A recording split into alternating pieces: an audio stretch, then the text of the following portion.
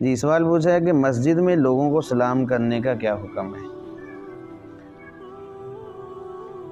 پہلے گزارش کی کہ سلام کرنا یہ اللہ کے نبی صلی اللہ علیہ وسلم کی سنت بہت تقیدائی ہے،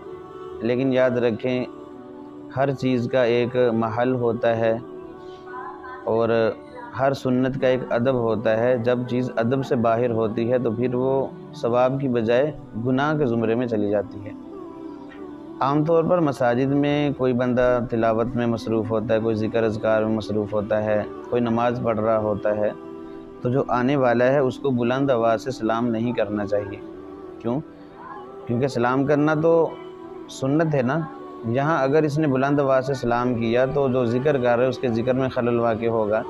تلاوت کر رہا ہے اس کی تلاوت میں خلل واقع ہوگا، جو نماز پڑھ رہا ہے اگر اس نے خدا نخواستہ، جیسا کہ ہم عام طور پر نمازوں میں جس حالت میں ہوتے ہیں سب کو پتہ ہی ہے، اپنے خیالات میں ڈوبے ہوتے ہیں، اگر اس نے بے خبری میں جواب دے دیا سلام کا نماز کی حالت میں تو نماز ٹوٹ گئی۔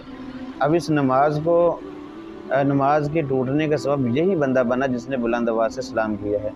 تو لہٰذا ہماری ایسی نیکی جس سے دوسرے کو تکلیف ہو تو یہ بالکل جائز نہیں ہے۔ تو مسجد میں بلند آواز سے سلام نہیں کرنا چاہیے۔ ہاں، اگر آپ آئیں مسجد میں تو جہاں بیٹھنا ہے وہاں آس پاس اگر کوئی آدمی ہے، ایک دو جو بیٹھے ہوئے ہیں، چپکے سے آہستہ سے ان کو سلام کر لیں اگر وہ کسی ذکر میں مشغول نہیں ہے، نہیں تو خاموشی سے آ کر بیٹھ جائیں، یہی بہتر طریقہ ہے۔